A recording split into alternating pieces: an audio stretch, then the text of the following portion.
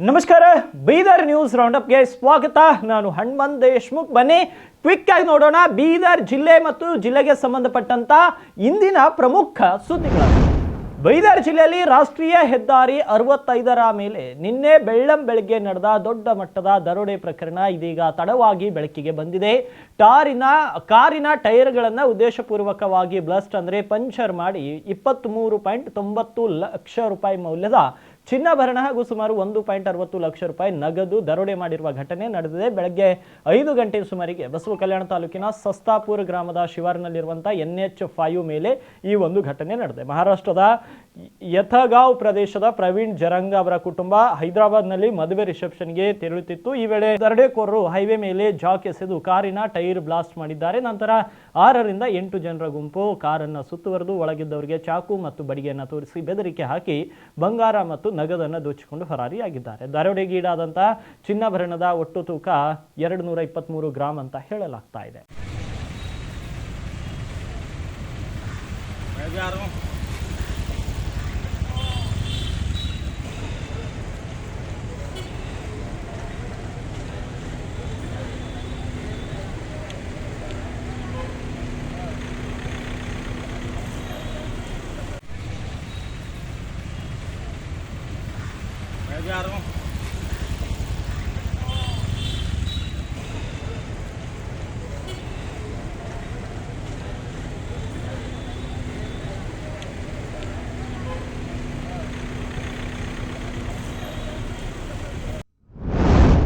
ಪ್ರತಿಯೊಂದು ಮಗುವಿನಲ್ಲಿಯೂ ಕೂಡ ಒಂದೊಂದು ವಿಶೇಷ ಪ್ರತಿಭೆ ಅಡಗಿದೆ. ಆ ಪ್ರತಿಭೆಯನ್ನು ಪತ್ತೆ ಹಚ್ಚಿ ಬೆಳೆಸಲು ಸೂಕ್ತ ವೇದಿಕೆ ಒದಗಿಸುವುದೇ ಪ್ರತಿಭಾ ಕಾರಂಜಿ ಕಾರ್ಯಕ್ರಮದ ಮುಖ್ಯ ಆಶಯ ಅಂತ ಕ್ಷೇತ್ರ ಶಿಕ್ಷಣಾಧಿಕಾರಿ CG ಹಳದವರು ತಿಳಿಸಿದ್ದಾರೆ. ತಾಲೂಕಿನ ಕೊಟ್ಟಿಗಾಳವಾಡಿ ಗ್ರಾಮದಲ್ಲಿ ನಡೆದ ಡೋಣ್ಗಾಪುರ್ ಕ್ಲಸ್ಟರ್ ಮಟ್ಟದ ಪ್ರತಿಭಾ ಕಾರಂಜಿಯನ್ನು ಉದ್ಘಾಟಿಸಿ ಅವರು ಮಾತನಾಡಿದರು. ಮಕ್ಕಳು ಪಠ್ಯ ಪುಸ್ತಕ ಮಾತ್ರ ಸೀಮಿತವಾಗದೆ ಪಠ್ಯೇತರ ಚಟುವಟಿಕೆಗಳಲ್ಲಿ ಕೂಡ ಸಕ್ರಿಯವಾಗಿ ಪಾಲ್ಗೊಳ್ಳಬೇಕು. ಪ್ರತಿಭೆ ಅಂದರೆ 10 ಸ್ಫೂರ್ತಿ, 90 ಪರಿಶ್ರಮ, ನಿರಂತರ ಪ್ರಯತ್ನ ಮಾಡಿದರೆ ಮಾತ್ರ ವಿದ್ಯಾರ್ಥಿಗಳು ತಾಲೂಕು ಮಟ್ಟದಿಂದ ರಾಜ್ಯ ಮಟ್ಟದವರೆಗೆ ಸಾಧನೆ ಮಾಡಿ ದೇಶದ ಅಮೂಲ್ಯ ರತ್ನಗಳಾಗಿ ಹೊರಹೊಮ್ಮಬಹುದು ಎಂದರು.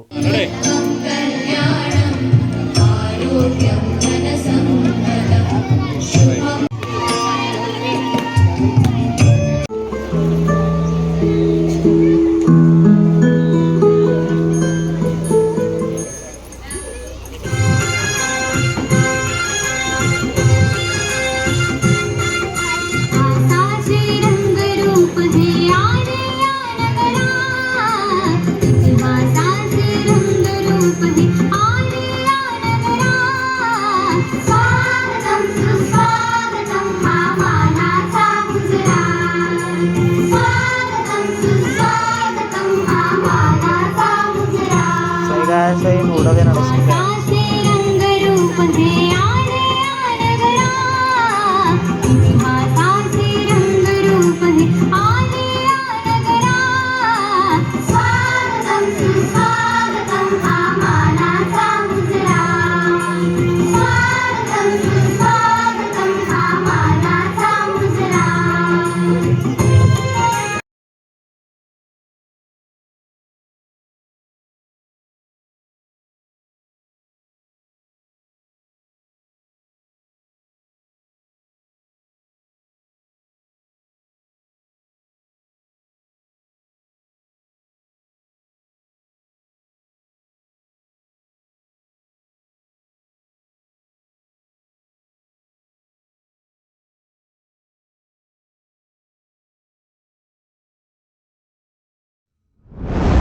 ಇತ್ತೀಚಿನ ದಿನಗಳಲ್ಲಿ ನಾಯಿಗಳ ಹಾವಳಿ ಹೆಚ್ಚುತ್ತಿದ್ದು ಸಾರ್ವಜನಿಕರು ಓಡಾಡಬೇಕೆಂದರೆ ಭಯದ ವಾತಾವರಣ ನಿರ್ಮಾಣವಾಗಿದೆ. ನಾಯಿಗಳು ಹೆಚ್ಚುತ್ತಿರುವ ಆತಂಕದ ಹಿನ್ನೆಲೆ ಪುರಸಭೆಯವರು ತಕ್ಷಣ ಕ್ರಮ ಕೈಗೊಂಡು ಸಾರ್ವಜನಿಕರಿಗೆ ರಕ್ಷಣೆ ಒದಗಿಸಬೇಕು ಅಂತ ಯುವ ಕ್ರಾಂತಿ ಸಂಘಟನೆಯ ಜಿಲ್ಲಾಧ್ಯಕ್ಷ ಸಂಗಮೇಶ್ ಭೂರಿ ಅವರು ಒತ್ತಾಯಿಸಿದ್ದಾರೆ. ಪುರಸಭೆಯವರು ಪಟ್ಟಣದಲ್ಲಿ ಓಡಾಡುತ್ತಿರುವ ಬೀದಿ ನಾಯಿಗಳನ್ನು ಹಿಡಿದು ಲಸಿಕೆ ನೀಡಿ ಸುರಕ್ಷಿತವಾಗಿರುವಂತಹ ಅರಣ್ಯ ಪ್ರದೇಶಕ್ಕೆ ಬಿಡುವ ಕಾರ್ಯಾಚರಣೆ ಕೈಗೊಳ್ಳಬೇಕು. ಸಾರ್ವಜನಿಕರಿಗೆ ತೊಂದರೆ ಆಗದಂತೆ ತಕ್ಷಣ ನಾಯಿಗಳನ್ನು ಹಿಡಿದು ಪಟ್ಟಣವನ್ನು ನಾಯಿಗಳ ಹಾವಳಿಯಿಂದ ಮುಕ್ತಗೊಳಿಸಬೇಕು ಅಂತ ಸಂಗಮೇಶ್ ಭೂರಿ ಒತ್ತಾಯಿಸಿದ್ದಾರೆ.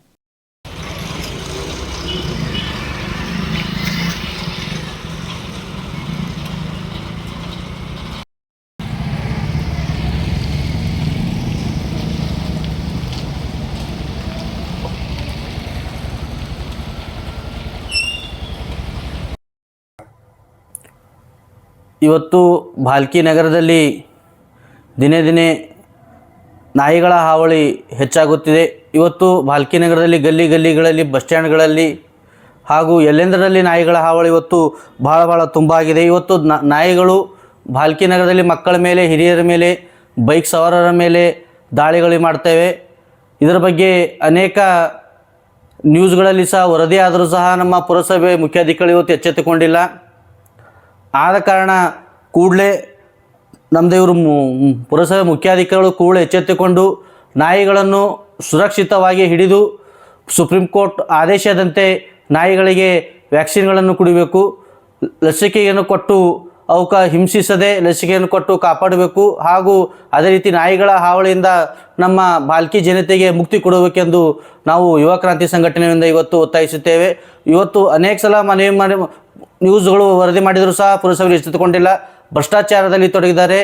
ಅವರು ಈ ಥರ ಮಾಡದೆ ಕೂಡಲೇ ಈ ವರದಿಯನ್ನು ನೋಡಿ ಎಚ್ಚೆತ್ತುಕೊಂಡು ಭಾಲ್ಕಿ ನಗರದ ಜನತೆಗೆ ನಾಯಿಗಳ ಹಾವಳಿಯಿಂದ ಮುಕ್ತಿ ಕೊಡಬೇಕೆಂದು ನಾವು ಯುವ ಕ್ರಾಂತಿ ಸಂಘಟನೆಯಿಂದ ಒತ್ತಾಯಿಸುತ್ತೇವೆ. ನಾಯಿಗಳ ಹಾವಳಿಯನ್ನು ಮುಖ್ಯಾಧಿಕಾರಿಗಳು, ಪುರಸಭೆಯ ಸಂಬಂಧಿತ ಅಧಿಕಾರಿಗಳು ತಡೆದಿದ್ದರೆ ನಾವು ಮುಂದಿನ ಹೋರಾಟವನ್ನು ಮಾಡುತ್ತೇವೆ ಎಂದು ಈ ಯುವ ಕ್ರಾಂತಿ ಸಂಘಟನೆಯಿಂದ ಒತ್ತಾಯಿಸುತ್ತೇವೆ.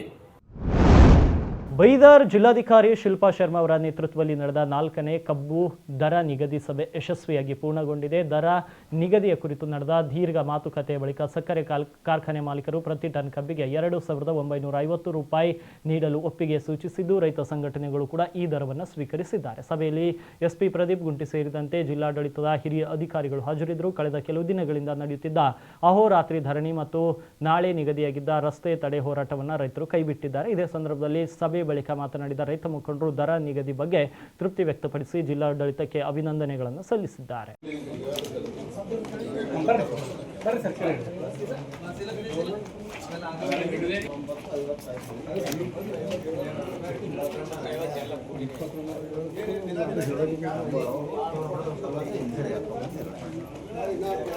ಹೋರಾಟಕ್ಕೆ ಜಯವಾಗಲಿ, ರೈತರ ಹೋರಾಟಕ್ಕೆ ಜಯವಾಗಲಿ, ರೈತರ ಹೋರಾಟಕ್ಕೆ ಜಯವಾಗಲಿ, ರೈತರ ಹೋರಾಟಕ್ಕೆ ಜಯವಾಗಲಿ, ಕರ್ನಾಟಕ ರಾಜ್ಯ ರೈತ ಸಂಘಕ್ಕೆ ಜಯವಾಗಲಿ, ಕರ್ನಾಟಕ ರಾಜ್ಯ ರೈತ ಸಂಘಕ್ಕೆ ಜಯವಾಗಲಿ, ಕರ್ನಾಟಕ ರಾಜ್ಯ ರೈತ ಸಂಘಕ್ಕೆ ಜಯವಾಗಲಿ. ಹಸಿರೇ ಹಸಿರು ನಮ್ಮ ಉಸಿರು, ಹಸಿರೇ ಹಸಿರು ನಮ್ಮ ಉಸಿರು, ಹಸಿರೇ ಹಸಿರು. ಸರ್ ಸ್ವಲ್ಪ ಈ ಕಡೆ. ರೈತರ ಮಕ್ಕಳಿಗೆ, ರೈತರ ಮಕ್ಕಳಿಗೆ, ರೈತರ ಮಕ್ಕಳಿಗೆ ಮುಂದಿನ ಮಕ್ಕಳಿಗೆ ಜಯ. ಜಿಲ್ಲಾಧಿಕಾರಿಗಳು ಮತ್ತು SP ಸಾಹೇಬರು ಇಲ್ಲಿವರೆಗೆ ಒಂದು ಸಭೆಯನ್ನು ಮಾಡಿ ನಮ್ಮ ರೈತರು ಅಲ್ಲಿ ಬಹಳಷ್ಟು ಜನ ಕುಂತಾರ, ಅಲ್ಲಿ ಏನು ಮಾತಾಗಿದೆ ಘೋಷಣೆ ಮಾಡ್ತೀನಿ ಅಂತ ಹೇಳ್ಯಾರ. ಮತ್ತು ಜಿಲ್ಲಾ ಉಸ್ತುವಾರಿ ಸಚಿವರಿಗೆ ಮಾತಾಡ್ಸ್ಯಾರ. ಅದಕ್ಕೆ ನಮ್ದು ಏನಿದೆ ಅಲ್ಲಿ ಜಿಲ್ಲಾಧಿಕಾರಿಗಳು ಬಂದ ನಂತರ ಅವ್ರ ಎದುರೇನಾಗಿದೆ ಅದು ಅಲ್ಲಿ ಘೋಷಣೆ ಮಾಡ್ತೀವಿ. ಈಗ ಒಂದು 10 ನಿಮಿಷದ ಔರಾ ತಾಲೂಕು ಪಟ್ಟಣ ಪಂಚಾಯಿತಿ ವ್ಯಾಪ್ತಿಯ ತಾಂಡಗಳಿಗೆ ಈ ಖಾತಾ ನೀಡುವುದು ಸೇರಿದಂತೆ ವಿವಿಧ ಬೇಡಿಕೆಗಳ ಈಡೇರಿಕೆಗಾಗಿ ತಾಂಡ ನಿವಾಸಿಗಳು ಇಲ್ಲಿಯ ತಹಶೀಲ್ದಾರ್ ಕಚೇರಿಯಲ್ಲಿ ಮಂಗಳವಾರದಿಂದ ಅನಿರ್ದಿಷ್ಟಾವಧಿ ಪ್ರತಿಭಟನೆಯನ್ನು ನಡೆಸುತ್ತಿದ್ದಾರೆ. ಪಟ್ಟಣ ಪಂಚಾಯಿತಿ ವ್ಯಾಪ್ತಿಯ ಸರ್ವೆ ನಂಬರ್ 183ರಲ್ಲಿ 9 ತಾಂಡಗಳು ಬರ್ತವೆ. ಇಲ್ಲಿ 3-4 ತಲೆಮಾರುಗಳಿಂದ ಜನ ವಾಸವಾಗಿದ್ದು ಇವರನ್ನ ಸಕ್ರಮಗೊಳಿಸಲು ನಿರಂತರ ಹೋರಾಟ ಮಾಡಿದರೂ ಕೂಡ ಪ್ರಯೋಜನವಾಗ್ತಿಲ್ಲ. ಈ ಖಾತಾ ಸಿಗದೆ ಸರ್ಕಾರದ ಸೌಲಭ್ಯದಿಂದಲೂ ಕೂಡ ವಂಚಿತರಾಗುತ್ತಿದ್ದಾರೆ ಅಂತ ಪ್ರತಿಭಟನೆ ನಿರತ ಮುಖಂಡರು ಹೇಳಿದ್ದಾರೆ. ಇದೇ ಬೇಡಿಕೆ ಮುಂದಿಟ್ಟುಕೊಂಡು ಆಗಸ್ಟ್ ತಿಂಗಳಲ್ಲಿ ಪ್ರತಿಭಟನೆ ನಡೆಸಿದಾಗ 30 ದಿನಗಳಲ್ಲಿ ಸಮಸ್ಯೆ ಬಗೆಹರಿಸುವುದಾಗಿ ಅಧಿಕಾರಿಗಳು ಹೇಳಿದರು. ಆದರೆ ಇಲ್ಲಿಯ ತನಕ ಸಮಸ್ಯೆ ಪರಿಹಾರವಾಗಿಲ್ಲ ಅಂತ ಪಟ್ಟಣ ಪಂಚಾಯತ್ನ ಸದಸ್ಯ ಶಿವಾಜಿ ರಾಥೋಡ್ ತಿಳಿಸಿದ್ದಾರೆ. ಔರಾ ತಾಲೂಕಿನ ಲಿಡ್ಕರ್ ಕಾಲೋನಿಯಲ್ಲಿ ಮಂಗಳವಾರ ಒಂದೇ ಕೋಮಿನ 2 ಕುಟುಂಬಗಳ ನಡುವೆ ಮಾರಾಮಾರಿ ನಡೆದಿದ್ದು 4 ಗಂಭೀರವಾಗಿ ಗಾಯಗೊಂಡಿದ್ದಾರೆ. ವಾಟ್ಸಪ್ ಒಳಗಡೆ ಹರಿಬಿಟ್ಟ ಆಡಿಯೋ ವಿಚಾರವಾಗಿ 2 ಕುಟುಂಬದ ಸದಸ್ಯರು ರಸ್ತೆ ಮೇಲೆ ಕಬ್ಬಿಣದ ರಾಡ್ ಹಾಗೂ ಕಟ್ಟಿಗೆಯಿಂದ ಹೊಡೆದಾಡಿಕೊಂಡಿದ್ದಾರೆ. ಘಟನೆಯಲ್ಲಿ MD ಇರ್ಷಾದ್ ಸೇರಿದಂತೆ 3 ಗಂಭೀರ ಸ್ವರೂಪದ ಗಾಯಗಳಾಗಿದ್ದು ಬೀದರ್ ಆಸ್ಪತ್ರೆಗೆ ಸಾಗಿಸಲಾಗಿದೆ. ಇನ್ನು ಈ ಕುರಿತು 8 ಜನರ ವಿರುದ್ಧ ಪ್ರಕರಣ ದಾಖಲಿಸಿಕೊಂಡು ತನಿಖೆ ನಡೆಸುತ್ತಿದ್ದೇವೆ ಎಂದು ಸ್ಥಳೀಯ ಪೊಲೀಸರು ತಿಳಿಸಿದ್ದಾರೆ. ಸಂಸದ ಸಾಗರ್ ಖಂಡ್ರೆ ಕೂಡ ಈ ಘಟನೆ ನಡೆದಾಗ ಬ್ರಿಮ್ಸ್ಗೆ ಭೇಟಿ ನೀಡಿ ಗಾಯಾಳುಗಳ ಆರೋಗ್ಯವನ್ನು ವಿಚಾರಿಸಿದ್ದಾರೆ. ರಾಮಾಯಣ ಗ್ರಂಥವನ್ನು ಎಲ್ಲರೂ ಓದಬೇಕು ಅಂತ ಶಾಸಕ ಡಾಕ್ಟರ್ ಶೈಲೇಂದ್ರ ಬೆಲ್ದಾಳೆ ಹೇಳಿದ್ದಾರೆ. ಬೀದರ್ ತಾಲೂಕಿನ ಮರಕುಂದ ಗ್ರಾಮದಲ್ಲಿ ಇತ್ತೀಚೆಗೆ ನಡೆದ ವಾಲ್ಮೀಕಿ ಜಯಂತಿ ಆಚರಣೆ ಕಾರ್ಯಕ್ರಮವನ್ನು ಉದ್ಘಾಟಿಸಿ ಅವರು ಮಾತನಾಡಿದರು. ಬೀದರ್ ದಕ್ಷಿಣ ಕ್ಷೇತ್ರದಲ್ಲಿ 40 ವಾಲ್ಮೀಕಿ ಭವನ ಕಾಮಗಾರಿಗಳು ಪೂರ್ಣಗೊಂಡಿವೆ. ಗ್ರಾಮದಲ್ಲಿ ಕೂಡ ವಾಲ್ಮೀಕಿ ಭವನ ನಿರ್ಮಾಣಕ್ಕೆ 10 ಲಕ್ಷ ರೂಪಾಯಿ ಅನುದಾನ ಒದಗಿಸಲಾಗುವುದು ಅಂತ ಭರವಸೆಯನ್ನು ನೀಡಿದರು. ಜಿಲ್ಲಾ ಟೋಕ್ರಿ ಕೋಳಿ ಸಮಾಜದ ಸಂಘದ ಪ್ರಧಾನ ಕಾರ್ಯದರ್ಶಿಯಾದಂಥ ಮಾರುತಿ ಮಾಸ್ಟರ್ ಮಾತನಾಡಿ ದತ್ತಾತ್ರೇಯ ಗುರುಜಿ, ವಾಲ್ಮೀಕಿ ಮಹಾರಾಜ್, ರಾಜಶೇಖರ್ ಗುರುಜಿ, ಬಕ್ಕಪ್ಪ ಮುತ್ಯ ಸಾನ್ನಿಧ್ಯವನ್ನು ವಹಿಸಿದರು.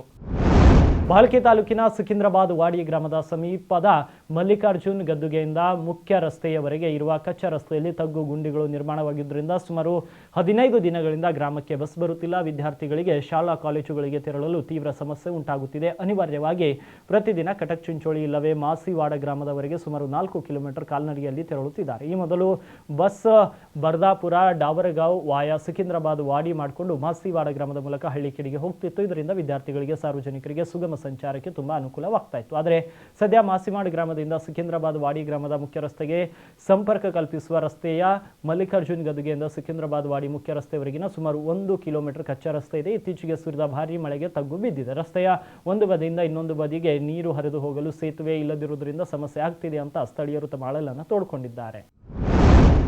ಮಹರ್ಷಿ ವಾಲ್ಮೀಕಿ ಸಮುದಾಯ ಭವನದ ಕಟ್ಟಡ ನಿರ್ಮಾಣಕ್ಕೆ 2 ಕೋಟಿ ರೂಪಾಯಿ ಅನುದಾನ ನೀಡಲಾಗುವುದು ಅಂತ ಜಿಲ್ಲಾ ಉಸ್ತುವಾರಿ ಸಚಿವ ಈಶ್ವರ್ ಬಿ ಖಂಡ್ರೆ ಆಶ್ವಾಸನೆಯನ್ನು ನೀಡಿದ್ದಾರೆ. ಮಹರ್ಷಿ ವಾಲ್ಮೀಕಿ ಸಮಾಜದ ಸಂಘದ ಪದಾಧಿಕಾರಿಗಳು ಸಚಿವರನ್ನ ಭೇಟಿ ಮಾಡಿ ಮನವಿ ಸಲ್ಲಿಸಿದಾಗ ಮನವಿಯಂತೆ ಭರವಸೆಯನ್ನು ನೀಡಿದರು. ಜಿಲ್ಲಾಡಳಿತವು ಬೀದರ್ ನಗರದ ಚಿಕ್ಕಪೇಟೆಯ ಸರ್ವೆ ನಂಬರ್ 61ರಲ್ಲಿ 20 ಗುಂಟೆ ಜಮೀನು ವಾಲ್ಮೀಕಿ ಸಮುದಾಯ ಭವನಕ್ಕಾಗಿ ಮೀಸಲಿಟ್ಟಿದೆ. ಆದರೆ ಭವನದ ಕಟ್ಟಡ ನಿರ್ಮಾಣಕ್ಕೆ ಅಗತ್ಯವಾದ ಅನುದಾನ ಬಿಡುಗಡೆ ಆಗದೆ ಯೋಜನೆ ಸ್ಥಗಿತಗೊಂಡಿದೆ ಅಂತ ಸಚಿವರ ಗಮನವನ್ನು ಸೆಳೆದರು.